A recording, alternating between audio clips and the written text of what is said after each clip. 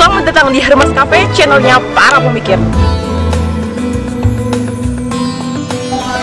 Bismillahirrahmanirrahim. Assalamualaikum warahmatullahi wabarakatuh. Apa kabar sahabat cendekia? Semoga sehat dan bahagia selalu.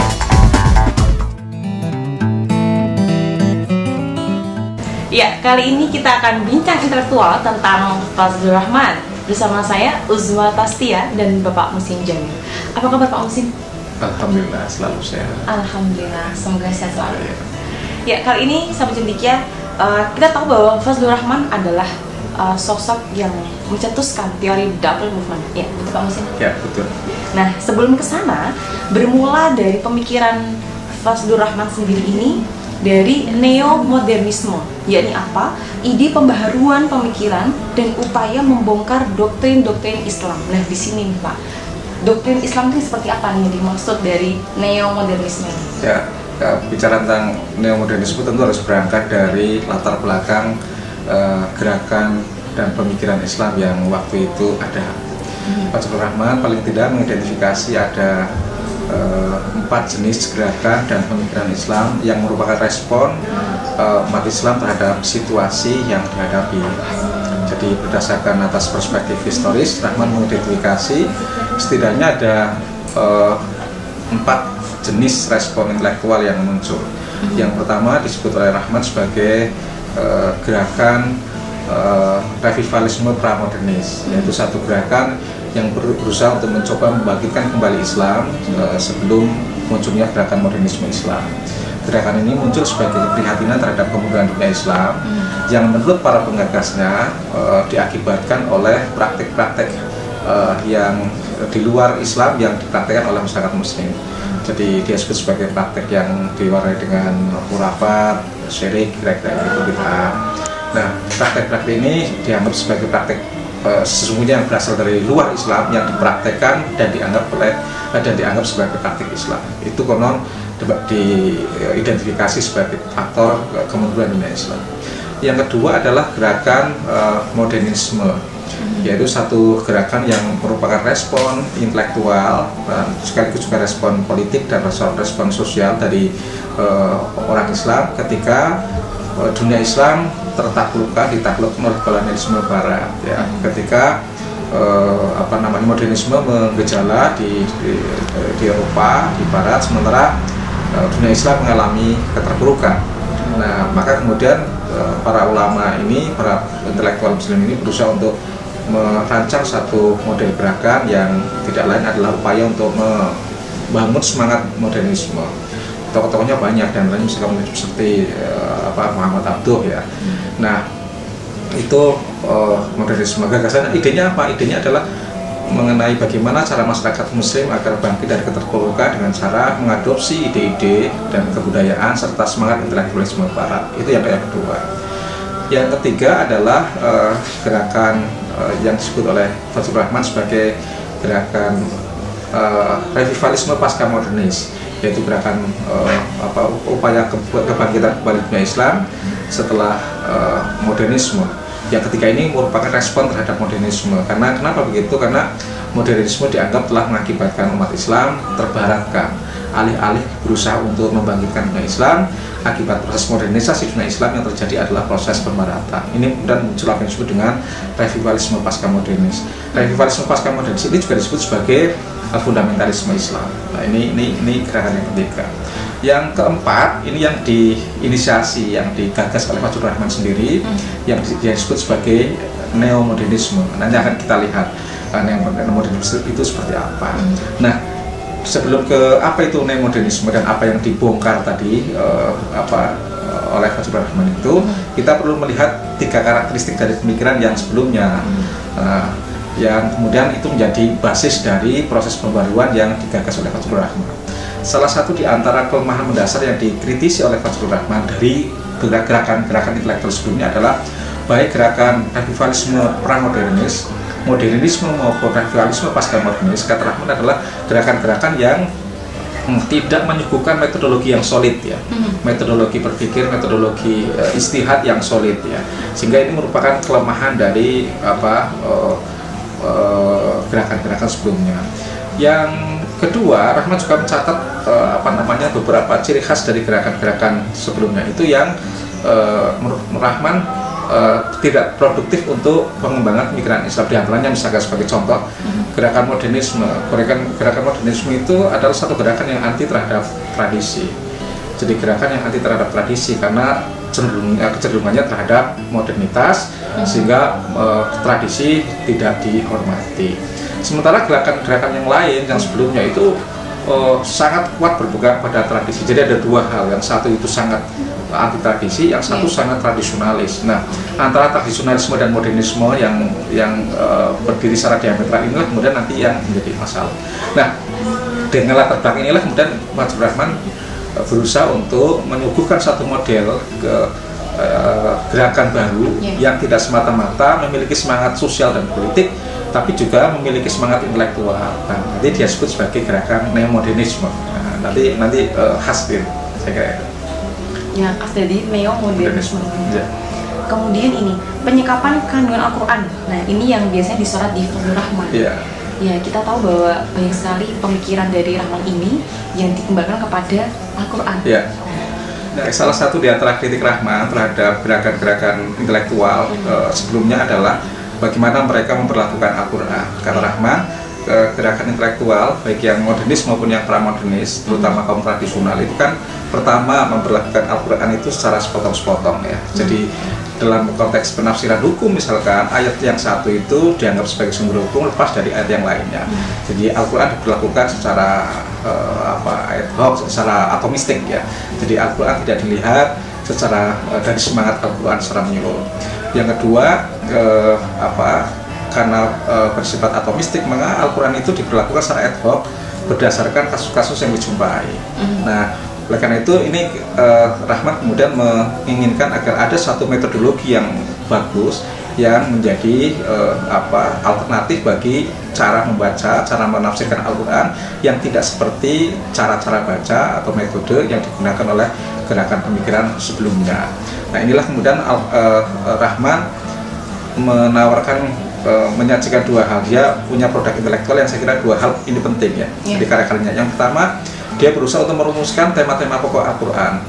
Ini apa? Ini adalah satu usaha intelektual agar seluruh proses penafsiran Al-Quran tidak lepas dari semangat Al-Quran. Itu satu. Dan selama ini banyak sekali model-model pemikiran, terutama di bidang hukum, yang lepas dari semangat dasar Al-Quran.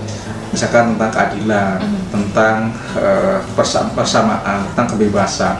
Nah, banyak sekali proses-proses penafsiran ayat Al-Quran yang lepas dari semangat dasar Al-Quran. Oleh karena itu, usaha Rahman yang pertama adalah melakukan proses perumusan tema-tema pokok Al-Quran yang menjadi terkenal dengan bukunya yang saya kira sangat terkenal, Major Themes of Al-Quran, di tema-tema pokok Al-Quran.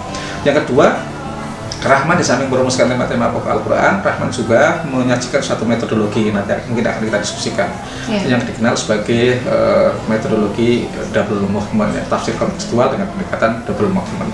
Saya kira dalam konteks Al-Quran sebenarnya itu yang dikritik oleh Fadlur Rahman, di mana tadi saya katakan para pemikir sebelumnya memperlakukan Al-Quran itu mendekati Al-Quran secara atomistik, secara parsial, secara ad hoc, sehingga hasil penafsiran Al-Quran itu lepas dari semangat dasar Al-Quran. Ini juga ada kaitannya dengan pendekatan holistik tadi ya Pak, kesatuan. Iya. Nah, karena itu kemudian Fadlur Rahman menghendaki agar proses penafsiran Al-Quran itu yang pertama tentu harus didasarkan kepada semangat dasar atau semangat keseluruhan dari ayat-ayat Al-Quran itu. Jadi proses penafsiran tidak bisa atomistik. Kalau ada satu ayat misalkan itu perlu dilihat dalam konteks sinaran keseluruhan semangat dari Al-Quran itu. Oke, coba contohnya nih Pak, contohnya. Jadi gini, jadi ini nanti yang contoh yang konkretnya nanti kita bisa berikan dalam penggunaan tafsir double movement atau pendekatan double movement. Jadi gini, menurut Rahman, ketika kita melihat ayat-ayat hukum misalkan, kata Rahman itu harus dengan dua jalan. Yang pertama dia sebut sebagai yang dirumuskan sebagai double movement ya, tafsir gerakan ganda. Gerakan ganda itu gimana? Yang pertama, Al-Quran, kalau Anda menjumpai ayat Al-Quran perlu dilihat dalam setting masa lalu Al-Quran ketika Al-Quran diturunkan di dunia Arab.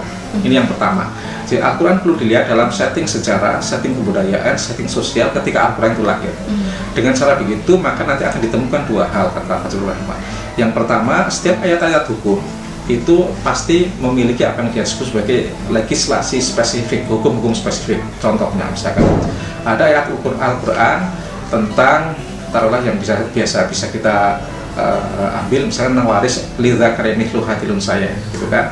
Jadi kalau dilihat dari ayat ini adalah ayat spesifik tentang bagian waris antara laki-laki dan perempuan yang secara tekstual dikatakan bagian laki-laki itu 2 kali dari bagian perempuan. Itu kan namanya hukum spesifik, legislasi spesifik, hukum spesifik mengenai waris yang membedakan antara bagi waris laki-laki, bagian waris laki-laki dengan bagian waris perempuan. Tapi sebenarnya kalau dilihat dari yang kedua, setelah diteliti berdasarkan konteks konteks maka saat itu, konteks Nabi ketika itu, konteks Arab ketika itu, maka akan ditemukan apa yang disebut oleh Rahman sebagai ide moral. Ide moral. Kalau dilihat dari setting sosial dunia Arab misalkan, waktu itu perempuan tidak memperoleh waris, bahkan perempuan bisa diwariskan. Jadi kalau ada laki-laki yang istrinya banyak, itu boleh mewariskan salah satu istrinya kepada anaknya yang bukan ibunya. Nah, dalam konteks kehidupan sosial kebudayaan seperti itu, maka pemberian hak waris terhadap laki-laki, terhadap perempuan, itu sungguhnya memiliki 2 semangat kan. Satu, ini adalah semangat pengangkatan harkat dan martabat perempuan. Artinya ayat waris itu tidak semata-mata ayat tentang hukum waris bagi waris, tapi ayat yang idenya adalah, itu ide moralnya adalah pengangkatan harkat dan martabat perempuan. Dalam konteks dunia Arab saat itu, sesuai dengan kebudayaan Arab, pemberian separuh itu sudah revolusioner gitu loh. Nah, saya kira jadi yang pertama ayatnya itu ayat tentang fikih tentang bagian waris. Yang kedua, ayat ide moralnya apa? Pengangkatan harkat dan martabat perempuan. Itu dilihat dari sosial ya, masa lalu Al-Quran itu, masa lalu latar belakang Al-Quran itu. Baru kemudian dari masa lalu itu kita tarik sekarang, gitu kan? Kita tarik sekarang. Sekarang itu ada kondisi sosial budaya yang baru. Yang berbeda dengan setting kebudayaan masyarakat Arab ketika Al-Quran itu ada, ketika Al-Quran itu diturunkan. Dulu perempuan tidak punya hak sama sekali, perempuan hanya hidup di kehidupan domestik dan tidak punya kehidupan karir, tidak punya kebebasan untuk hidup di dunia publik. Nah sekarang kondisinya perempuan boleh hidup di dunia publik, dia boleh berkarir, boleh berusaha, dia juga bisa memperoleh penghasilan. Maka ide moralnya ditarik. Berarti Al-Quran memiliki relevansi terhadap upaya untuk mengangkat harkat dan martabat perempuan kan. Nah kalau sekarang sudah seperti ini kondisinya, apakah hukum spesifik tadi yang perempuan itu hanya separuh, laki-laki 1, apakah tetap relevan? Nah kalau berdasarkan ide moralnya tentu harus ditarik ke situ bahwa tentu yang relevan adalah kesetaraan hak waris antara laki-laki dan perempuan. Kira-kira karena konteksnya berbeda, kira-kira begitu. Nah inilah yang khas dari Fazlur Rahman. Jadi pertama ayat Al-Quran dilihat dari setting historis masyarakat Arab, nanti akan ditemukan 2 hal.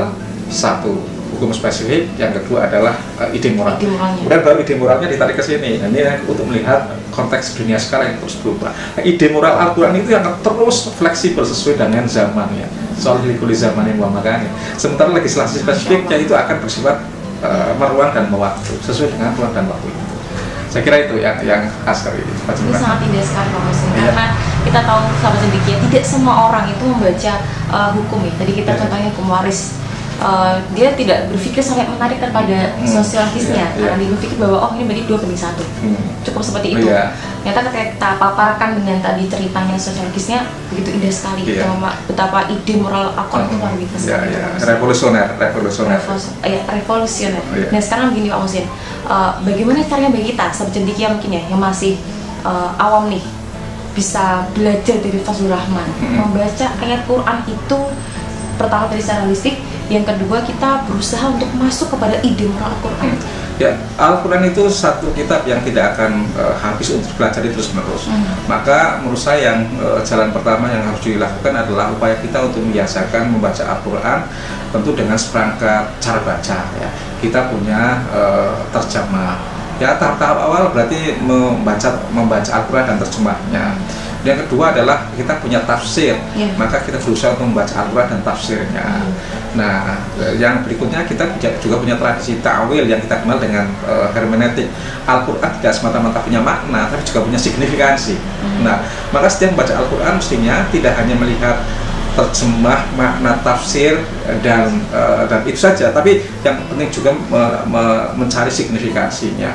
Nah, mencari signifikansi itu banyak metodenya. Di antaranya yang kita pelajari ini kan, di antaranya adalah melalui pendekatan-pendekatan kontemporer. Di antaranya adalah pendekatan yang kita lakukan oleh Mas Rahmat dengan pendekatan double movement. Itu perangkat metodologinya begitu. Tapi tidak sekedar mengetahui perangkat-perangkat metodologi semacam itu. Yang tak kalah penting kan juga ada alat-alat lain yang perlu dipelajari. Misalkan kalau teman-teman ingin belajar tentang ayat-ayat Al-Quran yang terkait dengan perang, misalkan, maka otomatis teman-teman juga harus mengetahui tentang sejarah peperangan dalam tradisi masyarakat Arab seperti itu saat itu, sehingga bisa diketahui misalkan sebenarnya signifikasi ayat perang itu apa. Ini artinya apa? Belajar sejarah menjadi penting, belajar peradaban menjadi penting. Nah, inilah yang menjadikan ijtihad atau pemikiran keislaman yang terkait dengan studi Al-Quran kontemporer itu tidak bisa hanya dengan pendekatan tunggal. Misalkan hanya ulumul Quran klasik itu nggak bisa. Soalnya kan kenapa? Untuk belajar di konteks misalkan, konteks yang kita kenal dalam tradisi klasik ya ada yang namanya asbabun nuzul. Tapi asbabun nuzul itu sangat spesifik. Tapi kalau yang sekarang itu konteks dunia atau lebih luas. Bisa sistem ekonomi yang berlaku saat itu, kebudayaan yang ada saat itu, kemudian struktur sosial yang mapan pada saat itu. Jadi belajar studi Al-Quran hari ini itu harus multidisipliner ya. Jadi seluruh berbagai disiplin yang memungkinkan bisa kita gunakan. Oleh karena itu saya kira studi Al-Quran sekarang itu mesti harus menghadirkan banyak pakar ya, banyak keahlian, banyak ilmu, banyak disiplin yang bisa kita gunakan untuk melakukan kajian Al-Quran itu. Jadi sekali lagi ya memang harus serius belajar ya. Jadi nggak setengah-setengah belajar Al-Quran iya, belajar tafsir iya, belajar hermeneutik iya, kira-kira begitu. Dan perangkat-perangkat antropologi, sosiologi, sejarah, kebudayaan itu harus dibaca. Karena dengan cara begitulah kemudian kita bisa membaca Al-Quran dan mencari signifikansi dalam konteks kehidupan sekarang ini secara baru. Kira-kira itu yang penting. Menarik, Pak Muhsin. Ini tadi saya masih kurang nih Pak tentang pemahaman pendekatan holistik. Ini kan kita dari Rahman mengajarkan bahwa kita tidak bisa nih memahami ayat itu ayat per ayat ini, tapi harus memahami Al-Quran itu secara holistik. Nah ini gimana Pak? Ya melihat Al-Quran, membaca Al-Quran dan menafsirkan secara holistik berarti harus melihat penafsiran kita itu dalam keseluruhan semangat Al-Quran. Semangat dasar Al-Quran itu apa? Yang pertama adalah semangat pembebasan. Jadi seluruh Al-Quran kalau kita selidiki memiliki tujuan apa? Membebaskan manusia dari ketertindasan kan? Jadi kenapa? Karena tauhid saja deklarasi pembebasan bahwa manusia tidak boleh diperbudak oleh alam, oleh manusia. Yang pertama. Yang kedua adalah sejak kebebasan adalah keadilan. Dan misi dasar Al-Quran itu adalah keadilan. Kemudian ada lagi misalkan toleransi ya. Ada lagi tentang hak asasi manusia, dasar manusia, hak martabat manusia. Jadi itulah saya kira prinsip-prinsip dasar yang kemudian kalau dirumuskan sebenarnya itu yang disebut dengan maqasidus syariah ya, atau maqasidul Quran. Maka seluruh proses penafsiran Al-Quran itu harus merujuk dikembalikan kepada maqasidul Quran atau maqasidus syariah yang kemudian kita kenal sekarang. Perkembangannya kan banyak. Besok nanti akan kita bicarakan ketika kita bicara dasar auda. Kita akan bicara tentang maqasidus syariah yang ada yang dikenal dengan hifdzun nafas, hifdzul aql, hifdzud din itu kan, hifdzun nasl, itu yang 5 itu. Saya kira besok kita akan bicarakan itu. Hifdzul irat ya. Saya kira ini yang hifdzul mal yang terakhir, hifdzul mal. Nah, ini besok kita akan bicarakan. Seluruh penafsiran Al-Quran tidak boleh melenceng dari tujuan dasar syariah ini, semangat dasar syariah. Jadi esensinya Quran tadi. Iya, kira-kira itu. Jadi oleh karena itu keadilan, toleransi, persamaan, pembebasan harus menyinari seluruh proses penafsiran Al-Quran, sehingga seluruh proses penafsiran dan hasil penafsiran Al-Quran yang bertentangan dengan keseluruhan semangat dasar Al-Quran tidak bisa kita terima. Kira-kira begitu. Indah sekali luar biasa sama titiknya. Perlu dipahami tentang esensi dari Al-Quran itu sendiri sebelum kita membaca Al-Quran secara holistik. Itu penting. Mungkin jelas nih Pak Muhsin, secara general, lalu double movement yang poin-poinnya dari pendekatan Fazlur Rahman dan apa yang harus kita garis bawahi dari poin-poin Rahman tadi? Ya, tadi sudah saya katakan bahwa double movement itu pertama poin pentingnya adalah ingin meletakkan proses penafsiran Al-Quran dalam kerangka keseluruhan semangat dasar Al-Quran. Satu. Yang kedua, dalam kasus-kasus hukum maka Al-Quran itu harus dilihat dalam secara dalam perspektif belakang ganda ya. Yang pertama, Al-Quran perlu dilihat dalam perspektif masa lalu, yani back tutup pas ya.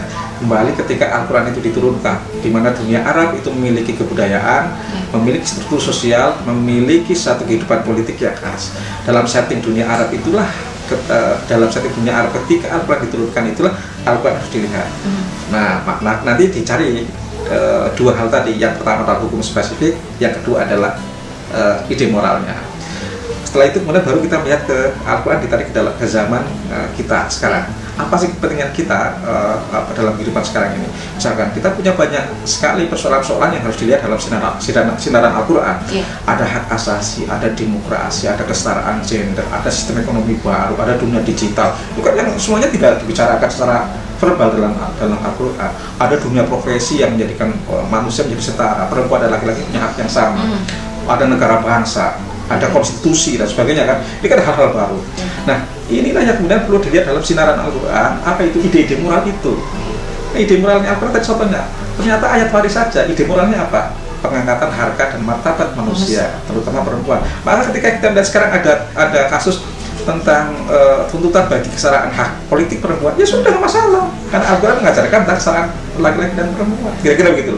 Hanya belajar dari ayat waris. Kita punya ide moral tentang kesetaraan laki-laki dan perempuan. Harkat dan martabat perempuan yang diangkat oleh Al-Quran. Saya kira ini cara-cara seperti inilah yang kemudian menjadikan tafsir kita atas Al-Quran responsif terhadap perkembangan zaman. Nah, itu yang disebut dengan tafsir aktual kan, tafsir yang selalu kontekstual dan aktual ya. Amazing sekali. Terima kasih Pak Muhsin. Ya, sama-sama. Ya, begitulah sahabat Cendikia tentang diskusi intelektual dari Fazlur Rahman.